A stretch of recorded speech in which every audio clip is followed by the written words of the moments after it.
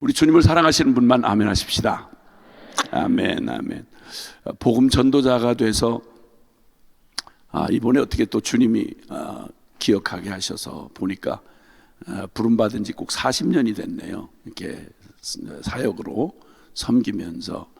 그래서 사람만 이렇게 골똘히 어느 한 분야에 또 전문가들이 많이 계신 줄 아는데 사람만 골똘히 이렇게, 그것도 그냥 사람이 워낙 전 우주 만물의 종합체니까 뭐 사람을 안다 이런 말을 감히 할 수 없는데, 근데 적어도 사람을 안다고 말할 수 있는 위치에 있는 사람은 누구냐면 그 사람의 참 창조자이시면서 주인이신 하나님이 여러분과 저를 안다고 하면 그건 가장 정확한 겁니다. 그리고 그 중에 가장 핵심적인 본질적인 복음으로 사람을, 그 영혼을 이렇게 상대하면, 그러면 적어도 다른 뭐 디테일한 무슨 다른 프로필이나 뭐 다른 어떤 뭐 신체적이나 또 아니면 다른 여러 가지 영역을 알 수는 없으나 그 사람을 그 사람 되게 하는 가장 본질적인 그 사람의 됨됨이, 그리고 사람이 어떻게 살고 무엇으로 살고 어떻게 변하는지를 유일하게 말씀하시고 우리에게 비춰줄 수 있는 분이 사실은 살아계신 우리가 아버지라고 부르는 하나님 아버지이시며, 그리고 그 주님이 우리에게 내어주신 복음으로, 복음 앞에 딱 세우면 사람을 숨길 수가 없습니다. 제가 원해서는 아닌데 그렇게 한 30년이 좀 넘도록, 부름받고 나서 얼마 안 있어서 제가 공동체 공짜도 모르고 또 그렇게 살 수 있는 준비가 되어 있는 사람도 아닌데, 단지 복음을 만나고 주님 앞에서 복음 전도자가 돼가지고, 그래서 어떻게 복음 전하다 보니까 인생들이 획가닥 뒤집어져서 길거리 왔다 갔다 하는 거예요. 그러니까 꼭 네가 물어내라는 식으로. 그래서 어쩔 수 없이 숟갈 하나 놓고 같이 살자 이렇게 시작된 게 그 공동체 생활을 지금까지 하고 있습니다. 한 30여 년이 훌쩍 넘도록 같이 살아보면요, 그것도 주제 없이 향방 없이 살면 몰라요. 수십 년을 같이 살아도요. 근데 복음을 중심으로 하고 복음 때문에 그 진리 앞에서 반응하겠다는 사람과 이렇게 몇십 년을 살다 보니까 그냥 이렇게 크게 설명 안 해도 사람 참 다양하고 얼굴이 다른 것처럼 참 사람이 다 다르거든요. 그런데 놀라운 건 신비하게도 사람은 기가 막힌 공통점을 가지고 있습니다. 그것을 가장 정확하게 짚어내시는 게 바로 복음입니다. 그래서 복음 전도자가 돼서 이렇게 저렇게 이제 살다가 오늘 새벽에는 문득 이렇게 차를 타고 오면서 또 잠깐 기도하면서 이렇게 마음을 준비하는 중에 복음 전도자가 됐다는 게 얼마나 행복하고 너무 복된지 말이죠. 특별히 그 전도자요 사도였던 바로 사도 바울은 성경에서 자신이 하나님으로부터 받은 부르심을 이렇게 설명합니다. 나는 중매장이가 되어서 우리 그리스도께 너희를 정결한 한 처녀로 중매하려고 하노라, 이렇게 설명을 했더라고요. 여러분, 중매라는 거 해보셨는지 모르겠지만 이 사람 참, 이게 사람을 대하는 일이 재미도 있지만 가장 불가능한 일입니다. 사람의 마음을 움직이고, 더군다나 제 나름대로의 세계관을 가지고, 가치관을 가지고, 철학을 가지고 사는 사람을, 나름 자기가 중심이 돼서 살아가는 사람을 무언가로 이렇게 바꾸려고 한다는 말은, 이건 감히 시도하는 자체가 복음 없으면 미친 짓입니다. 불가능합니다. 근데 이게 중매를 해보려고 하면 제일 문제가 쌍방간에 그 사람들의 마음, 이 사람은 이 사람 좋아해? 이 사람이 저한테 소개하면 받아들일까? 양편 모두가 결론이 안 난 채로 자꾸 이렇게 중간에 역할을 하는 걸 중매쟁이라고 그러잖아요. 중매쟁이의 제일 어려운 건 서로 자기보다는 높은 기준을 갖고 있으니까 이 사람을 소개를 할래도 이 사람이 좋아할지 마음 심중이 어떻게 바뀌는지를 모르니까 중매쟁이가 제일 어려울 것 같아요. 일반적인 중매쟁이라면. 근데 복음의 중매장에는요, 생각해 보니까 야, 이거 땅 짚고 헤엄치기구나. 왜냐하면 한쪽 편에서 마음이 결론이 난 거예요. 부흥회를 이렇게 하고 복음을 전하면서 만약에 말입니다, 복음이 여러분을 향한 하나님의 아버지의 마음이 결론이 안 났다. 예, 내 뭐 말은 좋지만 야, 아무한테나 이렇게 싸구려 줄 수 있겠니? 나 걔 아직 아니 봐도 아주 의심스럽다, 야, 걔가. 그래서 걔 나온데도 믿는다고 해도 내가 받을지는 나도 잘 모르겠다. 만약 이렇게 얘기하시면 얼마나 황당하고, 누가 감히 그 거룩하신 하늘의 하늘이라도 감당 못하는 거룩하신 하나님 앞에 어떤 죄인을 소개하면서 이 죄인은 받아주실 거예요? 어떻게 이만하면 괜찮을까요? 이렇게 소개할 게 천하 인간 중에 있겠습니까? 그러면 못 전합니다. 복음 전하는 자체가 불가능합니다. 그런데 놀라운 건 하나님의 마음이 결정이 되게 계신 거예요. 와, 복음이 복음될 수 있는 건 하나님 우리 아버지의 마음이 결정이 돼 있어요. 그러니까 감히 이걸 기쁜 소식이라고 하고 그렇게 목숨 걸고 외칠 수가 있는 거예요. 누가 어떻게 반응할지를 모르지만 감사한 건 이 복음이 결론이 났다는 말입니다. 결론이 났단 말입니다. 그것도 로마서 5장 8절의 말씀처럼 우리가 아직 죄인 되었을 때에, 천하 쓰레기 중에 이런 죄악의 쓰레기가 없고 악랄하기로 이렇게 악독한 죄인이 없는데, 그런데 그 죄인을 향하여 복음을 전하라고 하실 때 주님이 하나님 아버지의 마음을 확증하셨다 이 말입니다. 확정하고 확증하셨습니다. 우리가 죄인 되었을 때에 뭐가 싹수가 보일 때도 아니고, 아, 그놈 이렇게 하면 몇 번 하면 될 거야, 이게 아니고, 가능성이 보일 때가 아니라 도저히 희망이 없을 때, 아이 끝났어요, 이 인간 안 돼요, 아 지금도 하는 짓 보세요, 저 은혜 받겠어요? 인간 바뀌겠어요? 근데 주님이 언제, 그것도 최후의 사랑이, 우리는 아무리 사람이 믿어지고 좋아도요, 내 거 내놓을 게 한계가 있지 그렇게 자기 자신은 안 내놓습니다. 그런데 아야, 목숨 건 사랑 중에 최고의 사랑은 목숨 내거는 사랑인데, 그 최고의 사랑을 언제 결정했냐면 어지간히 한 50% 왔을 때, 한 90% 왔을 때, 저 사람 이제 거의 보니까 인간 되겠구나, 배신 안 하겠는데, 이럴 때 주님이 찔끔찔끔 주시다가 목숨을 걸고 이런 불안해서요 마지막 순간까지 못 믿어요. 그런데 주님이 우리가 아직 죄인 되었을 때에 반역을 하고 주님의 얼굴에 침을 뱉고 마지막 발악을 하면서 떠나가는 희망 싹수가 요만큼도 안 보일 때 하나님께서 일방적으로 결정을 하셨어요. 우리가 죄인 되었을 때 그 아들을 십자가에 죽게 하심으로, 그리스도께서 우리를 위하여 죽으심으로 우리에 대한 하나님의 사랑을 확증하셨느니라. 확증하셨느니라. 이래서 복음은 가능하고 교회는 존재가 가능한 거예요.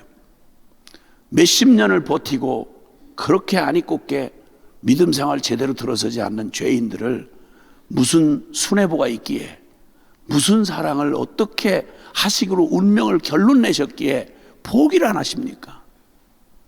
내 자신을 한번 가만히 생각해 보세요.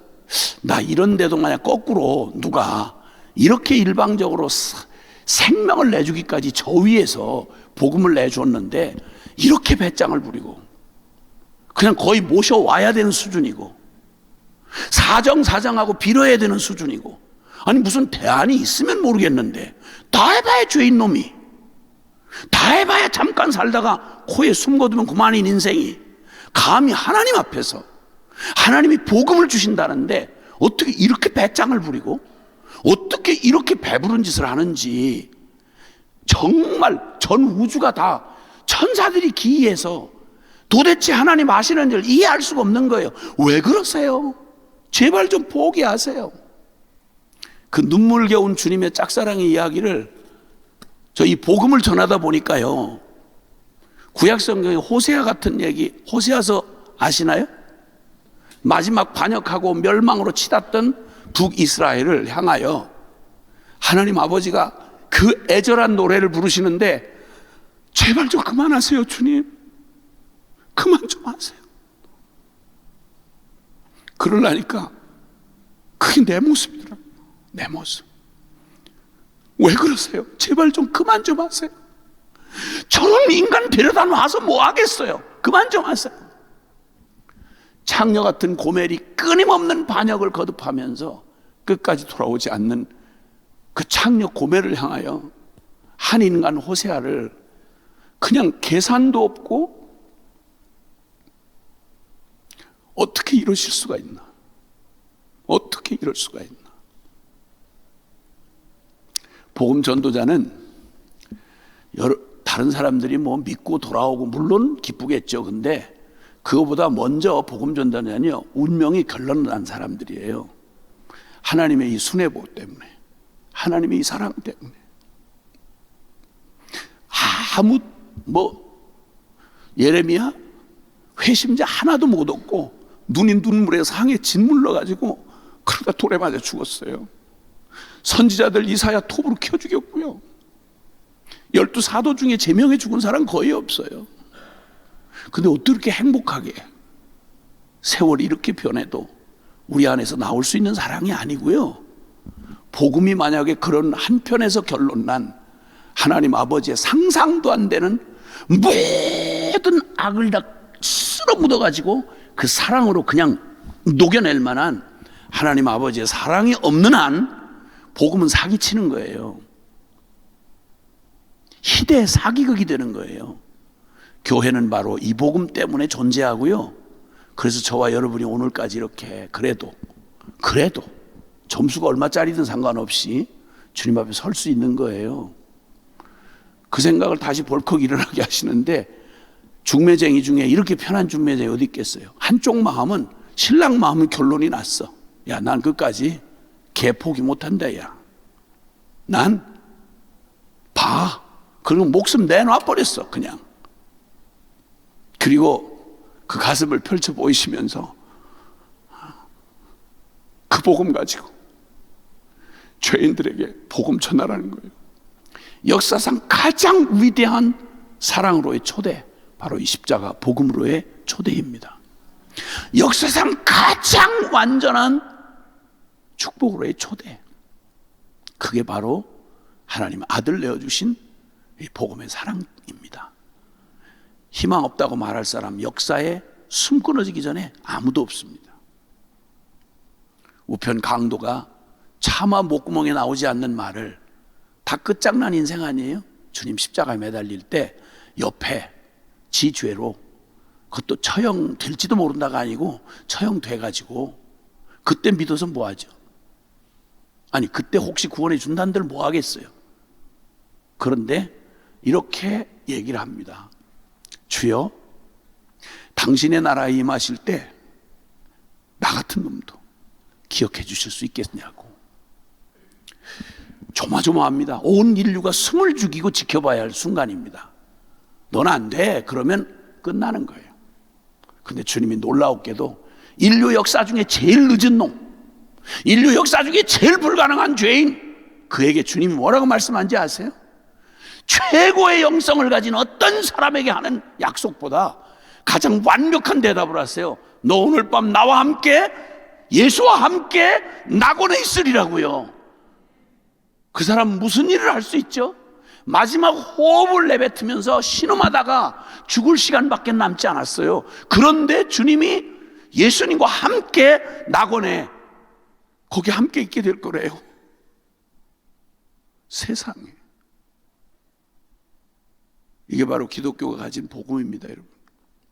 이게 저와 여러분을 향한 하나님의 순애보입니다. 그래서 한편 결론난 신랑의 마음, 결론난 걸 알고 그 신랑의 마음에 그냥 감동을 받은 중매쟁이가, 이봐 신부, 어이 이봐, 이 핑계 저 핑계, 이유 저유 하는 그 신부 될 사람을 끝까지 쫓아가면서 얘기하는 거야. 나도 이해가 안 된다. 너 같은 걸 왜 저 귀한 신랑이 너 같은 걸 그렇게 사랑하고 이 야단을 치는지 나도 이해는 안 되는데 나도 같이 미쳤다. 너 어떻게 이 신랑을 놓치냐 네가. 야, 이 개념 없는 인간아, 너 지금 뭐 가지고 지금 배부른 짓 하고 흥정하고 있어? 이 신랑 만나는 게 내 일생 영원히 너 영원한 너의 선택이야. 그러니까 제발 너 이상한 짓 하지 말고 이 신랑한테 돌아와. 이게 복음 전도자의 한편 가슴이 터져나갈 만한 벅찬 기쁨이면서도요, 또 그 신랑이 가진 안타까움이기도 해요. 죄송해요. 제가 길게 하고 자꾸 시간 길게 한 걸 자꾸 변명하듯이 얘기를 할 수밖에 없는 건데, 새벽에는 걱정하지 마세요.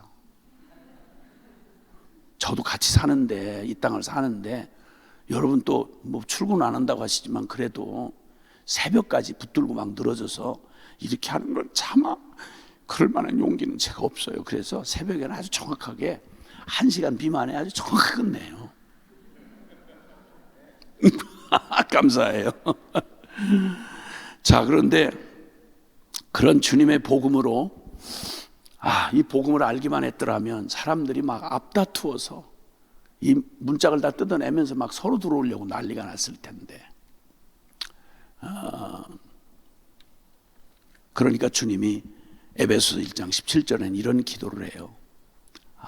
주께서 너희의 마음 눈을 여셔서, 마음 영의 눈을 좀 열어서 제발 너희가 제발 영적인 것을 알아보고 너희가 하나님을 알게 하시고, 그리고 지혜와 계시의 영을 너희에게 허락하셔서 이 복음의 영광과 너희 부르심의 그 영광이 어떠한지, 복음의 영광과 그 능력과 축복이 어떠한지를 너희로 제발 알게 해주시기를 원하노라.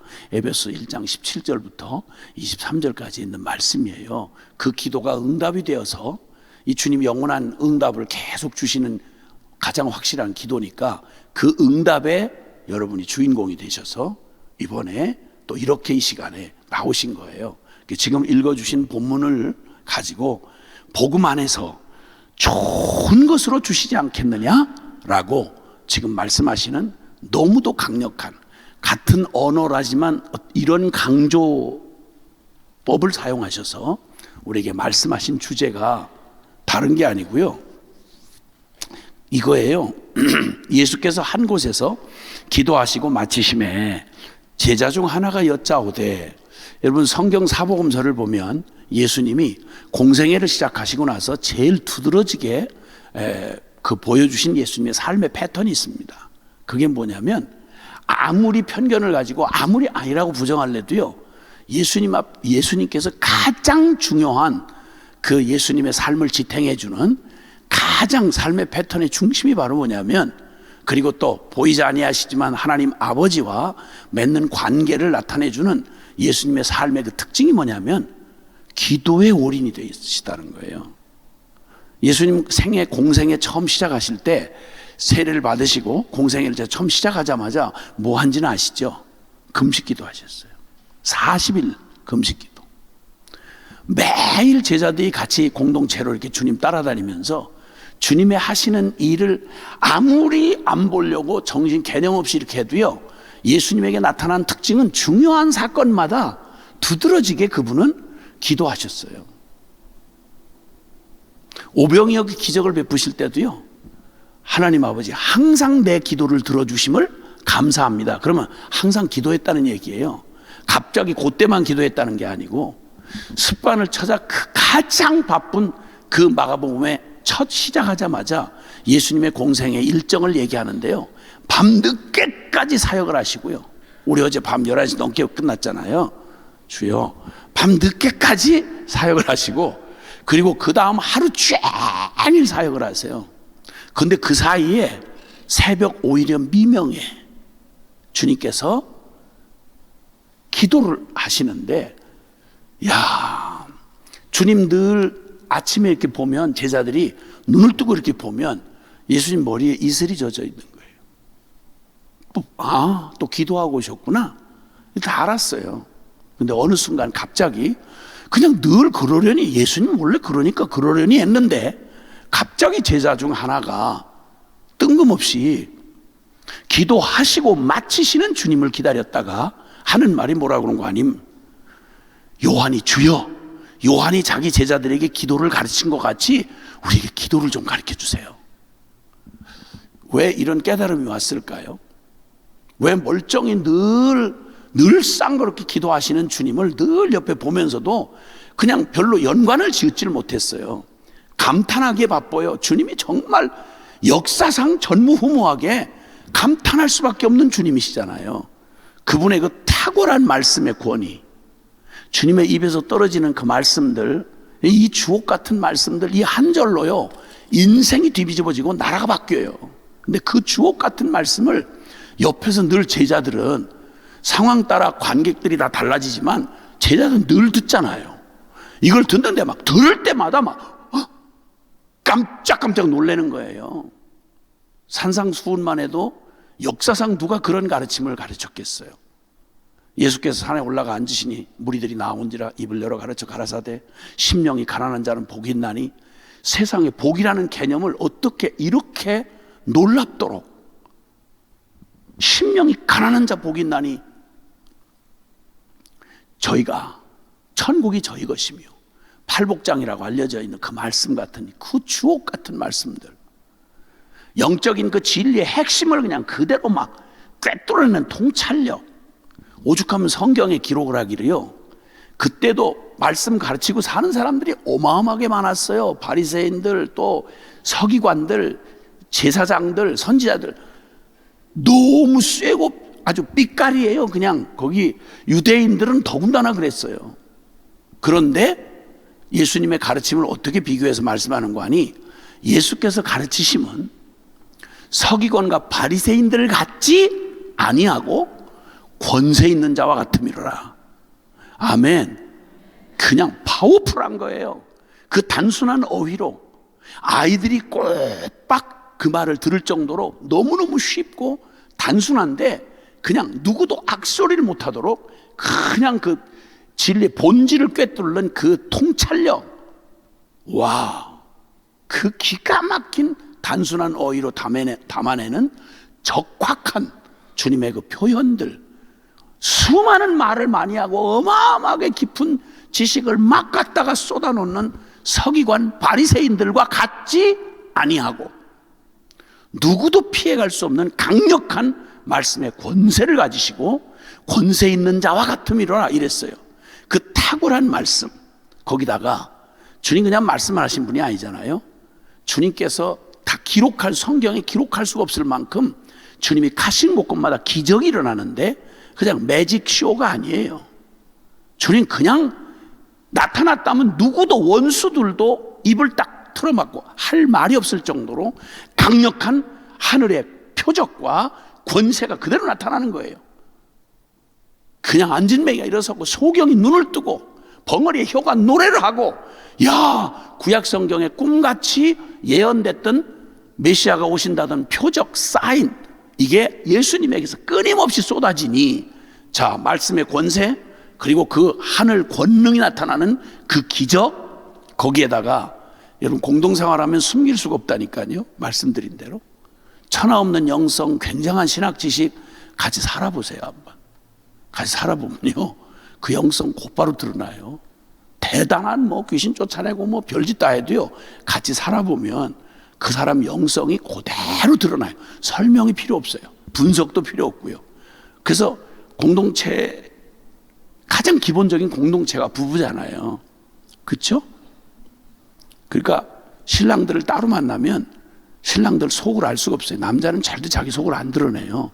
근데 희한하게 자매님들은 다른 사람 앞에서 신랑을 까뭉개는 은사가 있어요. 그래서 폼 좀 잡고 얘기를 하면, 부부를 그래서 같이 만나야 돼요. 남자를 만날 때는 혼자 만나면 안 되고 부부를 같이 만나면, 그럼 남자들이 요즘에 참 주님과 깊은 관계 안에 있습니다. 요즘 뭐 영성에 참 황금기를 맞이하고 있습니다. 그러면 부인이 듣다 견디지 못해가지고, 아이고 황금기 좋아하시네. 테레비나 꺼, 테레비나.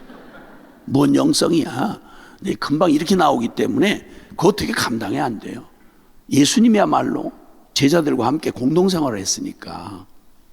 근데 악소리 못하도록 주님의 코람되어 살아계신 하나님 아버지 앞에서 그리고 전파하신 말씀과 그분의 삶과 인격이요 그대로 노출되어 있는 상황에서 그것도 12명이 지켜보니까요.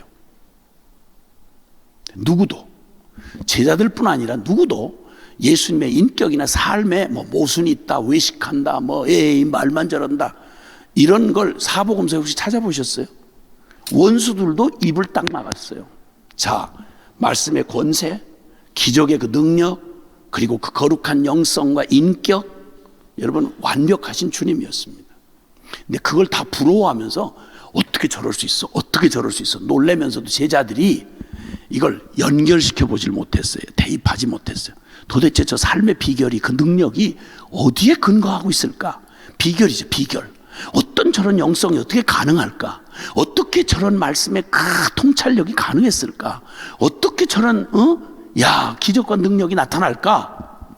이걸 연결을 짓지 못하다가 제자가 하나가 갑자기 번쩍하고 이게 대입을 시키게 되는 거예요. 아하, 예수님에서 삶의 비결은, 그 능력의 비결은 저 기도에 있구나. 끊임없이 언제나 항상 의존되어 있는 예수님의 저 기도가 바로 저 능력의, 저 인격의, 저 권세의 비결이구나. 정확하게 짚어낸 거예요. 그리고는 딴 거 말고 주님 나한테 그 능력 어떻게 전수해 보세요. 그리고 어떻게 성경을 어떻게 봐야 그렇게 통찰력 있게 봅니까? 어떻게 신학적 깊이를 어떻게 해야 되겠습니까? 이런 거 묻지 않고 다이렉트 뭐라 그런 거 아니, 주여 우리 기도 좀 가르쳐 주세요. 제가 이렇게 섬기면서 여러 유형의 분들을 이렇게 섬기고 복음으로 섬기고 이렇게 다니다 보니까 그냥 가보면요, 이렇게 그냥 봐도 참 역동적으로 보이는, 그냥 봐도 옆에서 신바람이 나도록 같은 예수를 믿는데 그냥 뭐 성격의 차이는 물론 있죠. 별 내용 없이 그냥 아멘 할렐루야 뭐 이러면서 이러는 사람들, 옆에 사람 시험 들게 하는 사람들 있긴 있죠. 뭐 주로 저 같은 케이스인데, 저 예수 믿고 나서 사람들이 자꾸 저를 너무 어려워했어요. 근데 난 가만히 있을 수가 없어. 어떻게 이 순간에 아멘 안 하냐 이거야. 그러다 거꾸로 당해보니까요, 진짜 어렵더라고. 집회를 하는데 내가 말을 할 수가 없어요. 아멘! 아무 말. 일단 결정이 났어. 결론 난 마음으로 일단 뭐 무슨 말을 하든지 뭐 나쁜 말 하겠어? 그러니까 이해도 되기 전에 아멘! 아멘! 할렐루야! 이러니까 설교를 할 수가 없어. 그러니 내 생각이 자꾸 나면서 저걸 막자니 상처받을 것 같고, 그래서 내가 그랬어요. 내가 다 안다. 나도 그랬었다. 근데 아멘을 몰아서 해라. 아니 설교를 못하겠다 내가. 그 마음 중심은 다 아는데 설교를 몰아서 하고, 할 때는 그 국거리 장단 뭐 이렇게 하면서 그 있잖아요, 우리 창이나 뭐 이런 거, 한국의 민요나 이런 거 할 때 그때 북채 잡은 사람이 북을 치는데 몇 번 안 치는데도 그 북과 추임새가 얼쑤 그러면서 따닥 이렇게 한번 치면 그냥 그 밋밋하던 창이 그냥 막 살아나는 거. 모르시는구나. 죄송해요. 죄송해요. 뭐 그냥 그래요. 근데 하여튼 그 시간 타이밍이 너무 중요하거든. 그 타이밍, 아멘 좋지만 타이밍을 좀 맞춰라. 내가 사인을 할 테니까. 죽으려고 그래요. 그 아멘 못하면요 죽으려고 그래요. 너무 답답하고 미치겠거든요. 근데 어쨌든 말려도 말릴 수 없을 만큼 예수님이 좋은 걸 어떡하냐는 거예요. 예수님이 좋은데 어떡하냐는 거예요. 예수님이 좋은 걸 어떡합니까? 그냥 숨길 수가 없어요. 그래서 연애의 특징이 동네 사람 다 아는데 저들만 모르는 거 있잖아요. 그렇죠? 저 딴에는 위장한다고 하는데 온 동네 광고 다 하고 돌아다녀요. 저것들 둘이 뭐가 썸 타는구나, 그런 거 다 알아요. 근데 저들끼리만 숨기는 것처럼 모르는 척하고 이러는데 벌써 고개가 모르는 척하는데 이렇게 가는 거예요. 그리고 교회 안에서는 빠삭하게 드러나죠. 신앙이 예수님하고 관계인데요, 예수님하고 관계가 어떤 관계에 있는지를 숨길 수가 없어요. 아주 생동감 넘치는 신앙생활.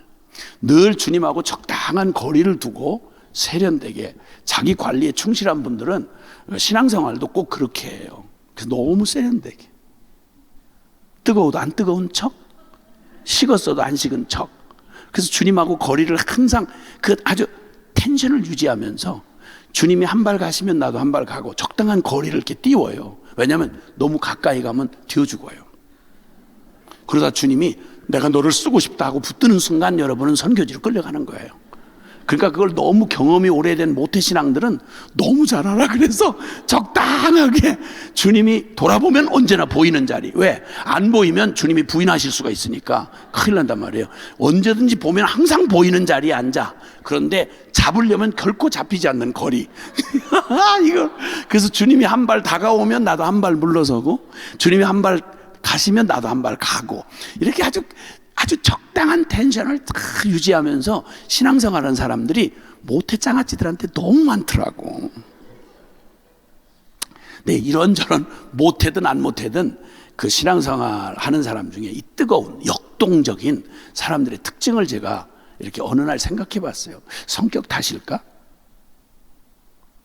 아니면 저 사람이 지적 수준 탓일까? 아니면 신학의 깊이 차이일까? No? 한 가지 공통점. 교파마다 반응이 다르고요. 다 달라요. 그런데 변함없이 분명하게 짚어나는 원리가 있더라고요. 그게 뭐냐? 공통점. 그 사람들의 공통점은요, 이 역동적인 그리스도인, 주님과 그냥 법적인 관계가 아니라 정말 살아서 늘 생동적인 그런 신앙생활을 한 사람의 특징이 뭐냐면 한결같은 공통점이 있는데요, 하나님이 내 기도를 들어주셨다, 이런 경험이 있는 사람들이에요. 하나님이 내 기도를 들어주셨다, 내게 응답하셨다, 이게 있는 사람은 절대 그렇게 자기 특색으로 이렇게 딱 법적인 관계처럼 이렇게 긴장 관계 이렇게 못 있어요. 그게 열정적이더라고요. 그러니까 바로 오늘 그 주님의 그 모든 삶에서 비결을 딱 발견한 제자처럼, 아, 예수님 되게 하는 가장 핵심 키가 바로 저 기도구나 하는 걸 깨닫고는 저한테 기도 좀 가르쳐 주세요.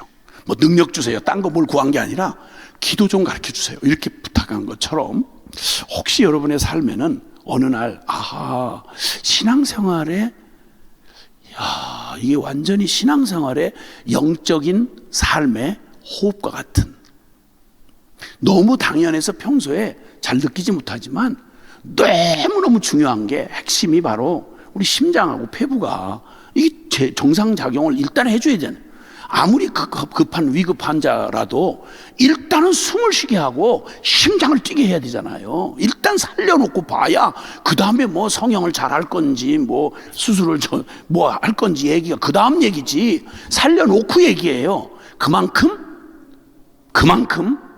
복음의 저 생명의 복음을 우리 안에서 역동적으로 누리는 사람들, 그들이 도대체 비결이 뭔가 하고 봤더니 그 사람들이 하나님이 내 기도를 들어줬다고 하는 간증을 가지고 있어요. 간증.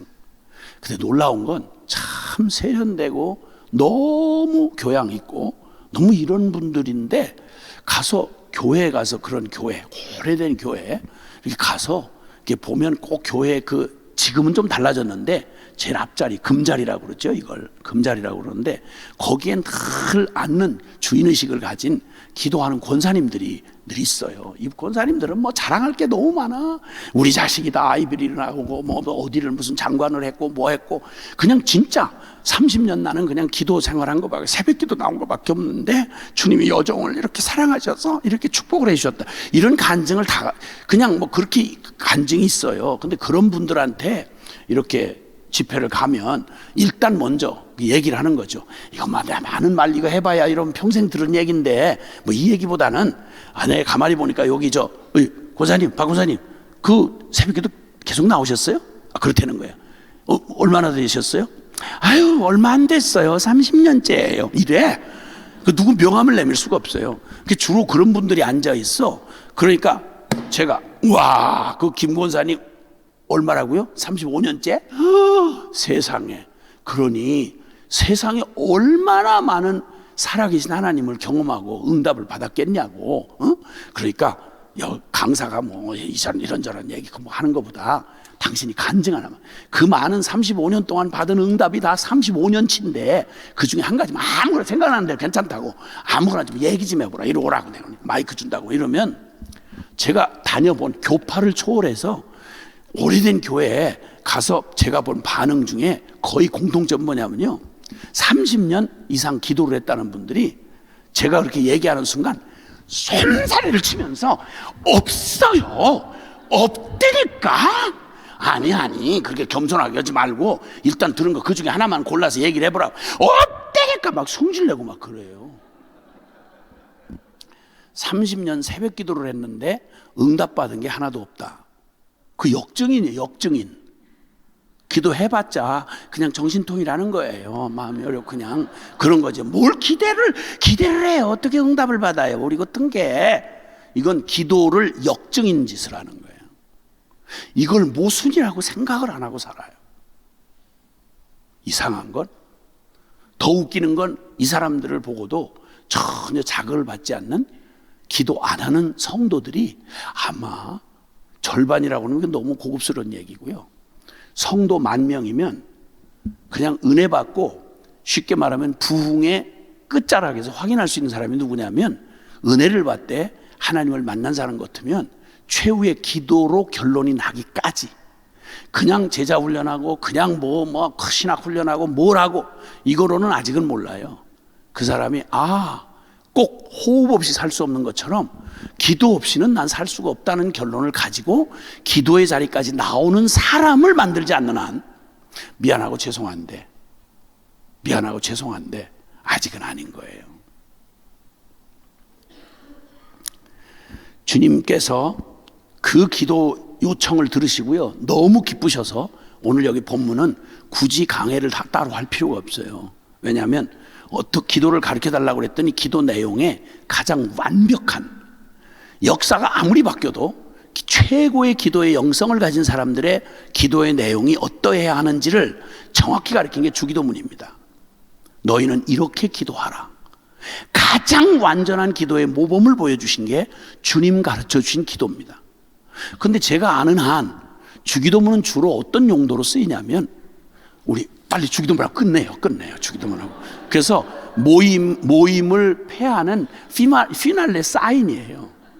빨리 주기도문, 경건해, 빨리 회의하는데 당회에도 그냥 일단 우리 경건해하고 빨리 기도하고, 글쎄 빨리 주기도문을 끝내고 그 다음 빨리 얼른 안건 얘기하자니까, 그러니까 주기도문은 항상 이렇게 끝내는 서로 공통된 사인으로 쓰여지더라고요. 그걸 매번 읊조리면서 주기도문이 기도를 어떻게 해야 되는지 한 번도 주기도문에서 해답을 얻었다거나, 주기도문에서 기도의 영성의 깊이를 경험했다거나, 주기도문에서 나의 삶에 정말 내가 아닌 주님이 하시는 능력을 경험했다거나 하는 이 얘기를 거의 들어본 적이 별로 없습니다. 근데 주님이 어떻게 취급하든지 주님은 아주 핵심 비밀 본질을 그 주기도문에 딱 담아서 이렇게 던져주셨어요. 왜냐하면 앞으로 평생을 같이 다시 생각하고 다시 이렇게 하면 되니까. 그 다음에 너무도 쉬운 얘기 하세요. 여기 그 8절에 보면, 내가 너희에게 말하노니 비록 벗됨으로 인하여서는 일어나서 주지 아니할지라도 그 강청함을 인하여는 일어나 요구대로 주리라. 그래서 관계로, 웬만하면 관계로 풀어갈 수 있잖아요. 근데 특별한 상황에는 밤 깊은 밤에 고단해 죽겠는데 누가 깨워도 일어날 수가 없는데, 누가 와서 어줍지 않게 친구가 와가지고, 야, 난 너 친구야 자식아, 아직은 좀 급해서 말이야 이렇게 하는데 좀 들어줘야 될 거 아니야, 야 좀 해줘. 친구 명함 가지고는 들어줄 수 없을 만큼 너무너무 지치고 힘든 날이 있을 수 있잖아요. 벗됨으로 인하여서는 친구 관계로는 주지 않을지라도 단지 일어날 때까지 두드리는 거예요. 일어날 때까지 부르짖는 거예요. 일어날 때까지 그냥 요구하는 거예요. 그러면 뭐 친구 관계 때문에 줄 수는 없다 해도, 미치겠네 진짜 저거, 그렇게 친하지도 않은 놈이 나 죽겠네 막 이러다가도 강청함을 인하여 관계 가지고는 안 풀리는 일이라도 강청함이라는 게 얼마나 끈질게, 난 이 길밖에 없어, 너밖에 들어줄 사람이 없어, 마음의 결론을 가지고 그냥 구하면, 그러면 벗됨이 아닐지라도 강청함을 인해서 들어주지 않겠느냐 묻는 거예요. 그리고 우리 말씀하기를 구하라, 찾으라, 문을 두드리라, 기도해라, 기도해라, 기도해라. 언제까지? 응답될 때까지. 구하면 얻을 때까지, 찾으면 찾아질 때까지, 두드리면 열릴 때까지 하라는 거예요. 기도를 다른 관계다, 뭐 내용이다, 뭐 이런 걸 다 그만 차치해 두고라도 그게 마음에 별로 간절함이 없는 거예요. 이런 마음을 가진 사람은 아야, 구한 걸 얻을 줄로 생각하지 말아라. 두 마음을 품어 정함이 없는 사람이다. 이렇게 해보다가 안 되면 딴 데 가야지 뭐. 기도하다 안 되면 누구한테 부탁해야지 뭐. 생각이 이미 기도를 그냥 하나의 방편 수순 정도로만 생각하고 찔끔 해보고는 안 되던데요, 뭐 응답 안 되는데, 이런 배부른 짓을 해가지고는 인간 관계 안에도 그거 얻을 일이 별로 없어요. 누가 그런 배부른 사람한테 줘도 괜찮고 안 줘도 괜찮은 사람한테 주고 싶겠어요? 내가 희생하면서까지. 인간 관계 안에서도 기도를 요만큼도 생각을 안 한다는 거예요. 기도를 요만큼도 생각을 안 해요. 다급한 일 벌어지면 여러분 사람 찾아가서 별 비굴한 짓 다 하잖아요. 그만큼도 기도를 그렇게 취급을 안 한다는 거예요. 관계는 그만둬 놓고 강청함 때문이라도 들어주지 않겠느냐 이렇게 말씀하시는 거예요.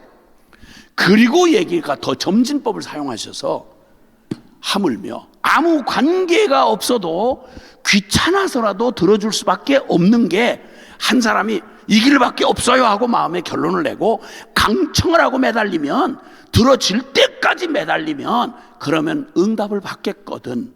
하물며 제가 앞에서 말한 것처럼 이미 마음이 결론이 났어.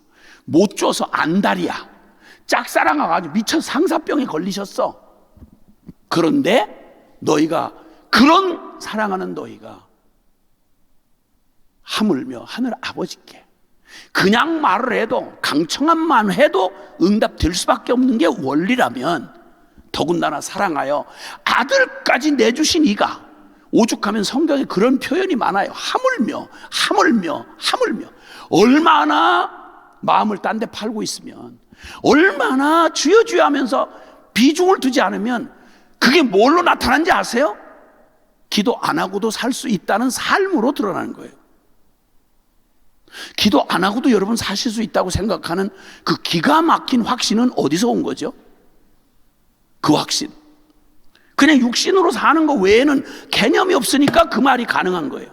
그러나 조금만 영적으로 내 실체를 발견하고 하나님이 어떤 분이시며 내가 어떤 위기 가운데, 영적인 위기 가운데 세상 한복판에 살며 내가 얼마나 디디고 살아오던 인간 통박, 상식, 죄, 습관, 이게 얼마나 위기, 위험천만한 짓을 하고 있는지, 지옥 뚜껑을 밟고 살고 있다는 위기감을 알기만 해도 우린 기도 없이 살 수가 없어요. 주여 주여 주여 주여 안 그럴 수가 없는 거예요.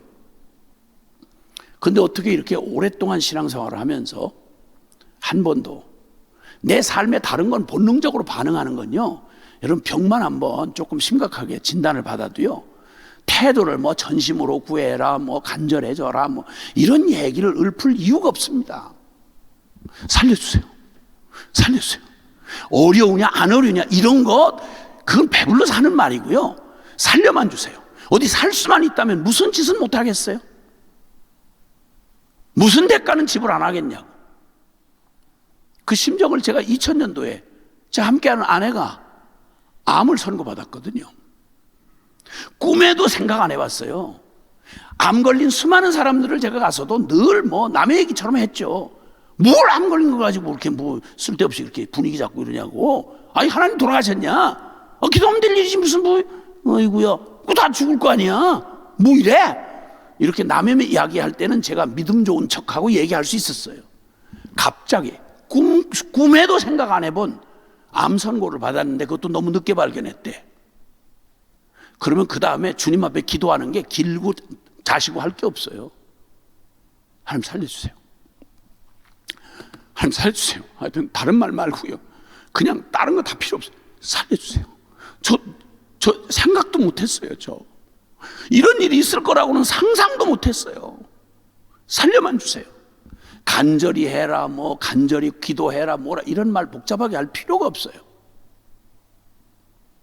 결론 딱 나니까 하물며 악한 자라도 자식이 오죽하면 얼마나 우리가 하나님을 개념 없이 생각 없이 이렇게 사느냐면, 악한 조폭 두목이라도 지 자식이 뭘 달라 그러면 아무리 악랄한 조폭이라도 고기 먹고 싶다고 생선 달라고 그러는데, 세상 여기다가 독살을 한 마리, 그 방울뱀마리가 한 마리 살아있는 걸 주머니에 넣었다가 조폭 두목이 이거는 처먹어라 그러고 아이한테 줄 자가 있겠냐는 거예요. 악할지라도 그런 놈이 있을 수 있겠냐는 거예요.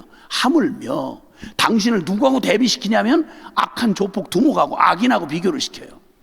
악인도 자식이 뭘 달라면 구한 것보다 더 좋은 것을 줄 줄 알거든. 하물며 하늘에 계신 너희 하늘 아버지가 구하는 너희에게,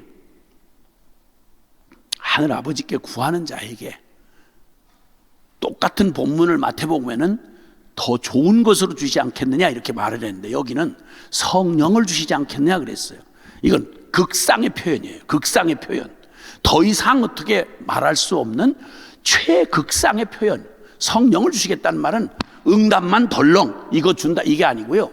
아야, 종합 그냥 패키지로 주신다는데, 그것도 패키지 정도가 아니라 주님이 직접 응답 보따리를 가지고 와서 FAS까지 다 해가지고 응답이 정말 응답되도록 너희에게 너무 기뻐서, 구하는 자보다 주시는 하나님이 너무 기뻐가지고 친히 주님이 너에게 오셔서, 성령이 오셔서 너의 삶에 정말 복이 되도록 그렇게 응답할 준비가 돼 있다.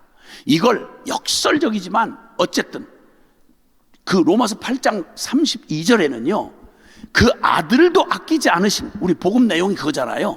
아들도 아끼지 않고 우리에게 내어주신 하나님이 이 모든 것을 다 은사로 선물로 주시지 않겠느냐?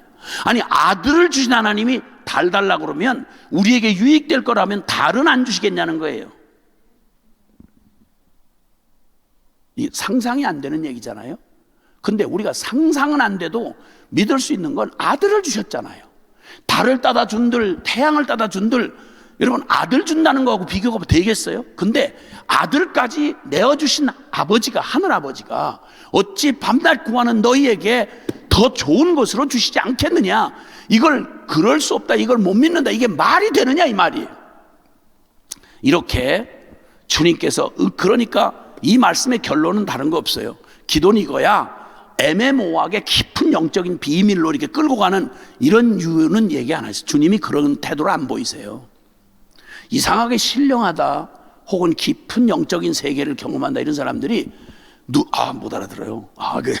이건 아무나 알아들 게 아닙니다. 여러분, 이런 소리 하는 사람들은 조금 그냥 봐도 예수님하고는 안 닮았어요. 이건 주로 이방 종교에서 하는 말이에요. 궁금해하지도 말고 부러워하지 말고 겁내지도 마세요. 별거 없어요. 별거 없어요.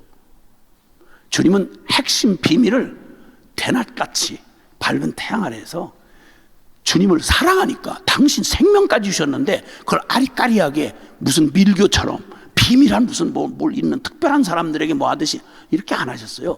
듣는 지가 못 안 알아들으려고 작정을 해서 그렇지, 성경은 너무도 명확하고 단순, 명확, 확실해요. 강력해요. 이게 성경의 특징이에요. 특징. 그 주님께서 그 말씀을 주기도문으로 말씀하시고, 아주 단순한 말, 그냥도 알아듣는 말 강청하면 친구고 뭐고 상관없어. 심지어는 요 똑같은 누가복음에는요, 누가복음 18장에 아시잖아요? 불의한 재판관 얘기. 억울한 과부가 가서 사람도 하나님도 아예 개념 없는 아주 그냥 직업의식에 투철했던 인간 정말 볼 일 없는 판사한테 찾아가가지고 억울한 과부가 다른 길이 없으니까 그냥 가서 들어눕는 거예요. 그냥 당신 이거 응답 안 해주면 난 차라리 날 깔고 지나가라. 난 뭐 어차피 죽을 건데 당신한테 달렸는데 당신이 해주든 말든 내 시체를 치우든지 당신이 선택해라. 그러고 가서 뒤로 자빠지니까 이 사람이 불의한 재판관의 한 말을 들으라. 내가 하나님도 사람도 두려워하지 않는데 이 골 때리는 이 여자 때문에 나 진짜 미쳐, 아니야 스트레스 걸려 죽겠네 진짜 이거, 이렇게 해서 들어주지 않겠느냐. 불의한 재판관을 당신과 대비시키시면서 하물며 하물며 밤낮 부르짖는 택한 자들의 원한을 어떻게 풀어주지 않을 거라고 생각이 가능하냐 이 말이야. 어떻게 기도 응답이 안 될 거라는 예단을 가지고 아예 구하러 나오지도 않는 이 이상한 교인들, 누구보다 신학을 깊이 했으면 무슨 죽은 관념을 연구하는 게 아니고 살아계신 하나님을 정말 신학을 깊이 했다면 가장 경건한 사람이 신학자여야 될 거 아니야. 가장 기도에 올인한 사람이 그냥 잘 모르는 평신도도 주님을 알고 그 정도만 알아도 해답이 주님 앞에 밖에 없는 줄 알고 기도 생활을 하겠거든. 남다르게 하나님을 특별히 알 수 있는 기회를 가졌던 신학자야말로 가장 영성의 사람, 가장 기도에 올인한 사람이 돼야 정상 아니겠어요? 이래저래 제가 사람들 만나고 돌아다니고 어떤 때는 신학교 집회도 하고 다니는데 제일 영성을 찾아보기 쉽지 않은 분들이, 기도를 거의 택을 별로 안 치시는 분들이 머리 좋아서 연구를 많이 하시는 분들이더라고요. 그러니까 기도는 꼭 머리가 좀 딸리는 사람들, 머리가 없는 저 같은 사람들, 이런 사람들이 하는 걸 그냥 좀 무식한 사람들, 그냥 뭐 조금 수준이 이런 사람들 하는 이런 따위의 천박한 생각을 누가 갖느냐면 교회 안에서 조금 뭐 인테리 그룹이라고 생각하는 사람들. 아니요. 바울은 뭐라고 말할래요? 바울 최고의 신학자 아니에요? 최고의 영성가 아니에요? 이 사람 이 종을 통해서 하신 성경 말씀 서신서를 읽어보라고요. 그냥 기도가 아니요, 쉬지 말고 기도하라. 아멘. 무시로 성령 안에서 간구하라. 온통 기도 빼면 말할 수가 없어요. 그래서 영적 호흡이라 그래요. 성전을, 하나님 모이는 구약의 성전을 이사야서 56장 7절에는요 성전의 특징을 뭘로 말하냐면 만민의 기도하는 집이라 이렇게 말해요.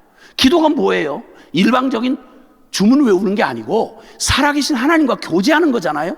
교회의 가장 특징이 뭐냐면 임재예요. 임재. 건물 양식이 아니고요, 그건 무슨 제도가 아니고 하나님의 임재가 없는 교회, 하나님의 임재가 없는 성전 뭐에다 쓸 거요 그거? 우리의 신앙생활, 하나님의 임재 안에 있는 주님과 살아있는 관계, 교제, 이게 가장 건강한 게 폐부의 호흡과 심장의 박동으로 알 수 있듯이 우리의 영적인 건강을 가장 정확한 바로메타로 보여주는 게 뭐냐면 내가 얼마나 기도에 의존된 삶을 사느냐 이거예요.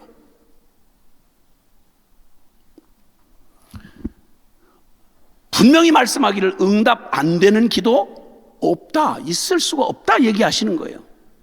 구하는 이마다 얻을 것이고 찾는 이가 찾아낼 것이고 두드리는 이에게 열릴 것이라 삼중적으로 약속을 해요. 삼중적으로. 안 될 수가 없다, 안 될 수가 없다, 응답 안 될 수가 없다. 그럼 이렇게 확실한 해답이 다 있고 보장이 다 있는데 하나님이 내 삶에 그게 질병이 문제든 뭐 소원이든 아니면 무슨 책임이든 상관없이 어떤 유형을 가리고 주님이 하라고 하신 게 없고 무엇이든지 어떤 일에든지 너무 작아서 기도 못할 게 없고 너무 거창해서 기도 못할 게 없다는 거예요. 무슨 기도든지 주님 앞에서 반드시 응답되지 않을 수가 없다. 하물며 더군다나 아들을 내주기까지 하신 하나님 아버지께 구하면 어찌 더 좋은 것 주시지 않겠느냐? 성령을 주시지 않겠느냐? 역사상 교회가 가장 강력하게 하나님의 역사의 주역이 됐던 때가 있습니다. 사도행전 1장에서요 사도행 주님이 부활하신 후에 40일 지나신 후에 승천하시면서 제자들에게 말씀해 아버지 약속한 걸 기다리라고요. 약속한 걸 기다리라. 오순절 성령 강림을 얘기하는 겁니다. 예수님이 이루신 십자가 부활의 복음이 우리한테 실제가 되려면 마지막 남은 가장 역사적 충격적 사건이 예수님의 십자가 사건이 단번에 영원한 사건인 것처럼 이 십자가 사건을 내게 되도록 하게 하는 그 주님의 저 새 언약의 핵심이 오순절 성령 강림하는 겁니다. 근데 그 성령 강림이 누구와 함께 하나님이 이미 약속하셨고 예수님이 그 어마어마한 일을 이루셨지만 그게 우리한테 적용이 되는 일을 위해서 우리의 몫이 있어요. 주님이 우리에게 남겨준 몫이 있어요. 그게 뭐냐면 사도행전 1장 14절에 너희가 이미 말씀하셨죠. 4절 이하에 예루살렘 떠나지 말고 아버지 약속을 기다리라. 그래서 120명이 남았어요. 역사상 120명이 남고 열흘 동안 역사에 그런 일을 보기 어렵게 단 한 가지 주제를 가지고 아버지의 약속한 걸 한 마음이 되어 딴 거 구하지 아니하고 마음을 오로지 하여 열흘 동안 1장 14절에 마음을 오로지 하여 기도에 전혀 힘쓰니라. 이 기록, 이게 역사, 하나님이 언약대로 이루어 가시는 역사의 핵심 키예요. 열흘 동안 전심으로 간구하고 기도하니까 딴 생각이 없어진 거예요. 주님, 나는 주님이 필요해요. 주님, 나는 주님이 필요해요. 당신 외에 어떤 것도 내게 응답이 될 수 없어요. 무엇만 선물 보따리 하나 삐쭉 주시고 가시면 안 돼요. 선물 없어도 괜찮아요. 주님, 내게 당신이 필요해요. 여러분, 교회가 이렇게 만민의 기도하는 집이에요. 사랑하는 여러분, 하나님이 한편 여러분을 사랑하신 하나님이 우리에게 내어주신 기가 막힌, 너 마음대로 해, 원하는 대로 해, 그러면서 우리에게 허락해 준 게 기도의 키예요. 주님의 이름으로 기도하라는 거예요. 주님이 기도 없이 될 일 없고 오직 기도로 모든 게 허락되어 있다. 정말 복음을 영화롭게 하는 가장 쉽고 가장 확실한 정답이 나와 있어요. 예수 이름으로 구하라. 그러면 너에게 내가 응답하리라. 주님께서 약속하신 그 것이죠. 어떻게 사람들이 이 놀라운 이야기를 듣고도 기도의 자리에 나오는 게 그렇게 어려울까? 제가 봤더니 그것도 해답이 복음이더라고요. 그래서 복음을, 저희 복음 앞에 와장창 깨지고 저희도 과정 막 열심히 불을 일으켜 보려고 난리를 치다가 저희가 십자가 복음 앞에 와장창 깨졌어요. 저 공동체가. 그리고 나서 너라 나라 할 것도 없고요. 복음에 딱 결론이 나고 나니까, 예수님을 십자가에서 만나고 나니까 시킬 것도 없이 이젠 오직 주님이 하시고 주님의 주님만 기대하는, 오직 나 죽고 예수가 사니까 이 진리가 내 안에 실제가 되고 났더니 그 다음에 기도를 해라 말아라 하지 않고 저희 공동체가 전체가 함께 기도에 올이라는 그런 단체가 됐어요. 사역의 뭐 패턴, 여러 가지 방법이나 이런 것들 다 계획하고 뭐 이 난리를 치던 거 이거 다 내려놓고 진짜 기도를 절대 순 위에다가 둘 수 있도록. 그래서 어떻게 당신들은 지금까지 그런 일을 가능하게 했느냐 물으면 다른 거 없어요. 복음과 기도밖에 없어요. 그리고 올인하기 시작했어요. 하나님께서 정말 확신 가운데 주님 어떻게 이렇게 정확한 키를 안겨주셨는데 어떻게 이것만 빼놓고 딴 걸 다 하지? 교회에서 안 하는 거 없어요. 모든 걸 다 해요. 그런데 이것만 안 하더라고요. 제자 훈련에서 다 해요. 다 동의해요. 다 은혜 받았다 그래요. 연구해요. 발표도 레포트도 써요. 그런데 기도를 안 하더라고. 희한한 일이에요. 그러니까 사단이 하는 일은 기도만 못하게 하면 돼요. 딴 거 다 동의하고 감동받아라. 근데 바쁘다고 기도하지 마. 너 지금 기도만 할 때야? 기도한다고 다야? 이런 식이에요. 그러니까 이 결론에 얻지 못하면 다른 거 이루어지지 않아요. 역사상 가장 위대했던 오순절 성령 강림도 기도로 그 일이 가능해졌다고 하면 더 좋은 것 성령을 주시지 않겠냐 하던 주님의 말씀은 최고 순위에서 이미 결론 났어요. 복음이 예수를 주심으로 결론 났다면 주신 복음이 우리에게 실제가 되는 마지막 키가 바로 기도의 사람 우리를 초청하시는 거예요. 기도만 해. 아무것도 염려하지 말고 오직 모든 일에 기도와 간구로 너희 구할 것을 감사함으로 하나님께 아뢰라. 그리하면 모든 지각에 뛰어난 하나님의 평강이 너희의 마음과 생각을 지켜주시리라. 할렐루야. 아멘. 아멘.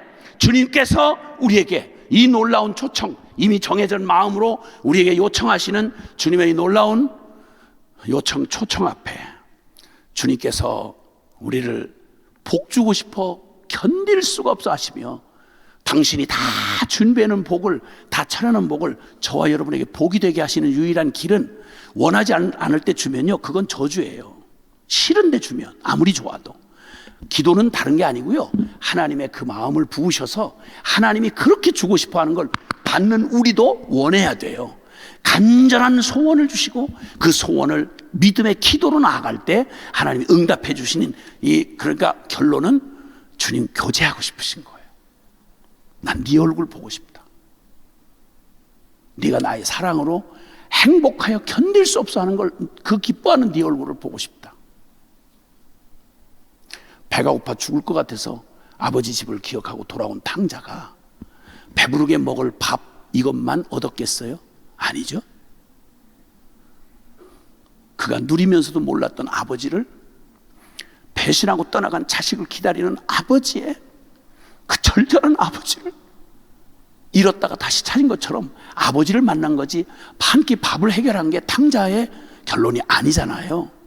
주님, 여러분, 저와 여러분의 일생 가운데 수많은 목마름, 고난, 역경, 그리고 우리의 한계를 보게 하시고 하나님 앞에 두 손 두 발 들고 다가오게 하시는 건 그저 두려워하는 그런 상황이나 조건만 해결해 주겠다는 게 아니라, 넌 내가 필요해. 넌 내가 필요해. 맞아요, 하나님. 난 하나님이 필요해요. 정말 하나님이 필요해요. 잠깐 기도하겠습니다. 하나님 아버지, 주님이 필요해요. 제게는 주님이 필요해요. 없을 때는 없어서, 있으면 있어도 이 기가 막히고 목마른 제 영혼은 주님 만나기 전에는 쉼을 얻을 수 없어요. 주님, 주님이 필요해요. 주님, 제게 기도를 가르쳐 주세요. 주님과 생생한 얼굴과 얼굴을 대면하여 보듯이 주님과 생생하게 누릴 아름다운 주님, 그 놀라운 생명의 교제 안으로 초청하시는 신랑의 마음을 이 부끄러운 신부인 저에게 말씀해 주시니 고마워요. 주님, 제게 기도를 가르쳐 주세요. 예수님 이름으로 기도합니다. 아멘.